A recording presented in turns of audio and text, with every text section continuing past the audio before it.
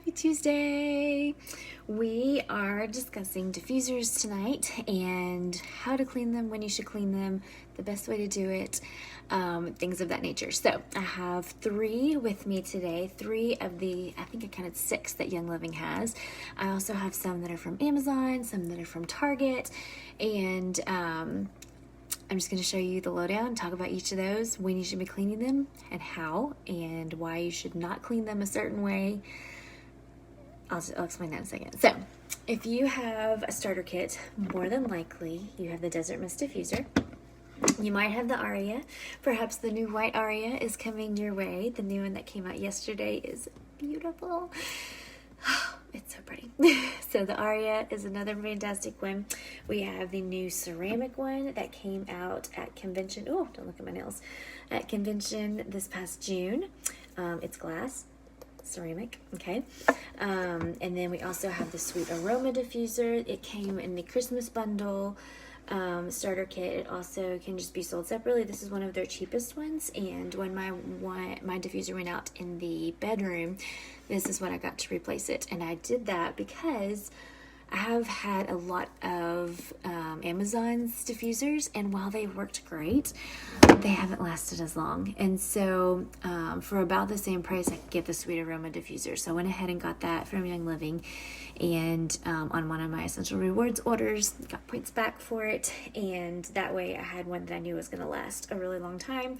That was still really nice and pretty. So that's the thing with Young Living's. Amazon is fantastic. Target, I've had some iffy situations with. Some of them haven't worked as well for me as far as like output. But Young Living's is made for their oils and they're made for amazing output, really great sensors, really great products. That's why they last longer and they have the best output.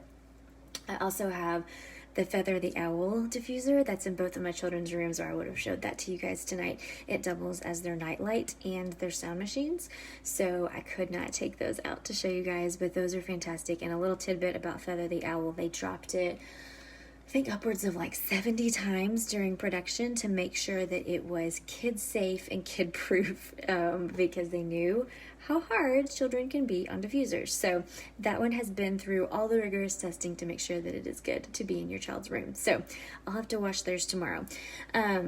So let me first tell you what you should not do with your diffuser, okay? So you may have researched or, Pinterest, as I had done initially, Pinterest how to clean your diffuser, which is fantastic. That's great. There's lots of different ways that you can do it.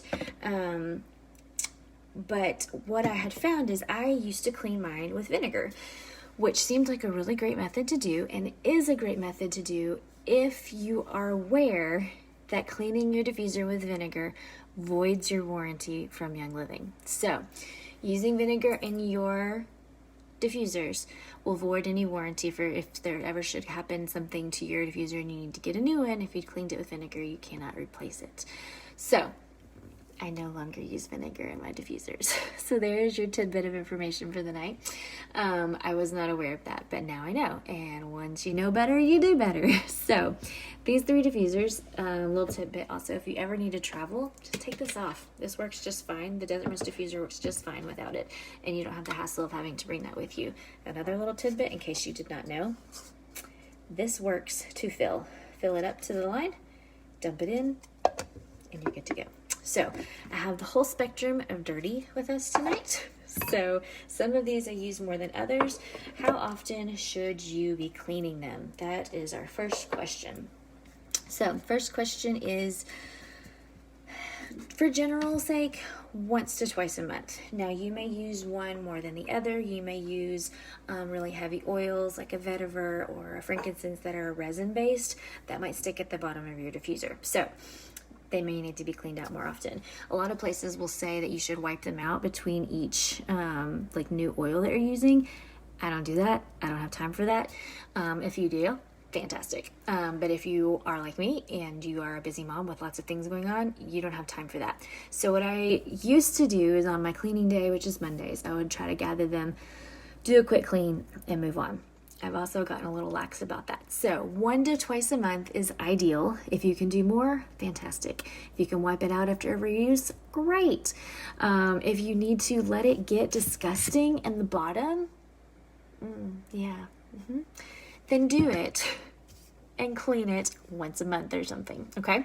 So how do you go about doing that? So I will show you. Rubbing alcohol. This is how you should be cleaning your Young Living diffusers. And you can clean any diffuser this way, okay? So you can get equal parts of rubbing alcohol and water. So I'm going to put a little alcohol on this one, and then I'll put a little bit of water on it from the sink here. And you're just going to wipe it off. Oh, sorry. First off, unplug it. Do not use water or any other type of liquid with your diffuser plugged in. Unplug it. Make sure all the water is out of it. There's a little bit left in this one. So what you need to know also, this one, so just so you know, I'm not an excellent diffuser mom. Sometimes I don't clean it. So you're going to wipe it out with equal parts rubbing alcohol and water. And I'll just chat with you while I do that. I'm kind of rubbing the edges, trying to get the clean off, the residue out. So when do you clean them? So if you 1 to 2 months is great. If you don't use it that often, like we have one in our basement downstairs that we don't use very much because we mainly do it when Bible studies are here or when family's in town. And so that one doesn't get used as often. So 2 things to look for. 1, disgustingness, like what I showed you. That's gross. So if you've got some kind of residue that's building in there, it's time to clean. If you see a color, it's time to clean. If you are noticing that water is sitting on the bottom, like it's turned off as though it's done, but you open it and there's still a little edge of water in it, it needs to be cleaned. That means that the sensor that's at the bottom, the little metal part, is not sensing correctly that it's done. And so when that's the case, the sensor needs to be cleaned. So that is your little words of wisdom for that.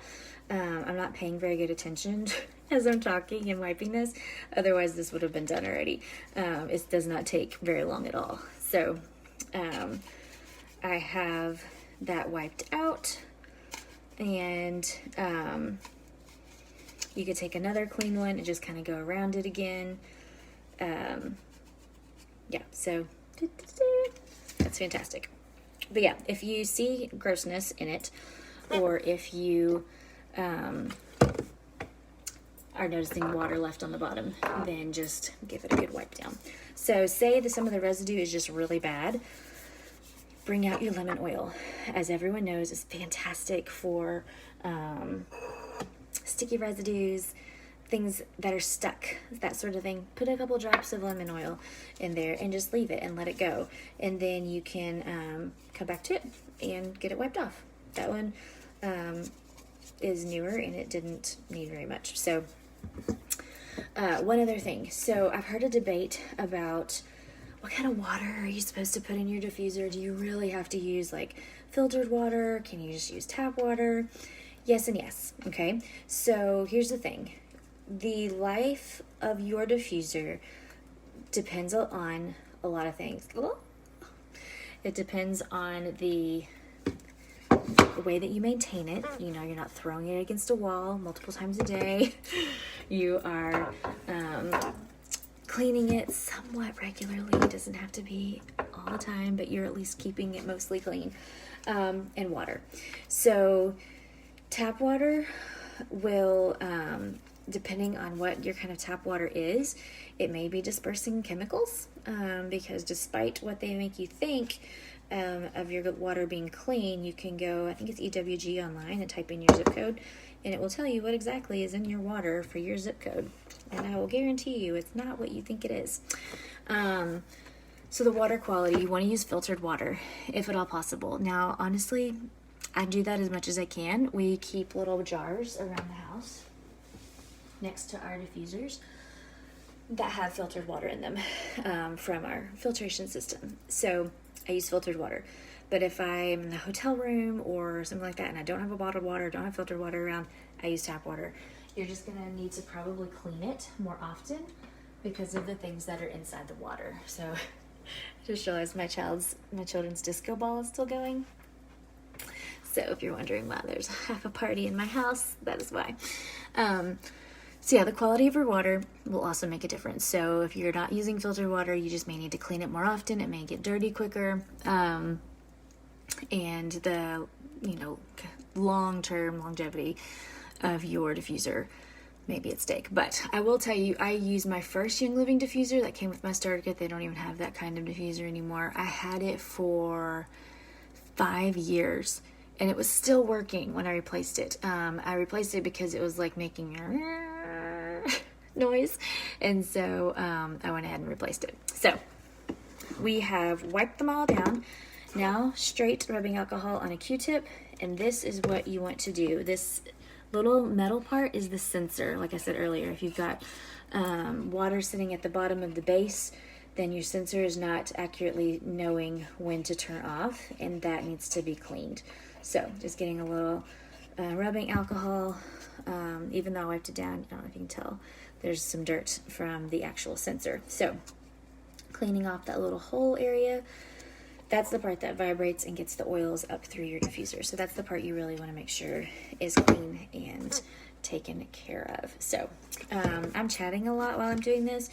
Obviously, this could have been done way quicker. I just wanted to tell you all the kinds of details in between.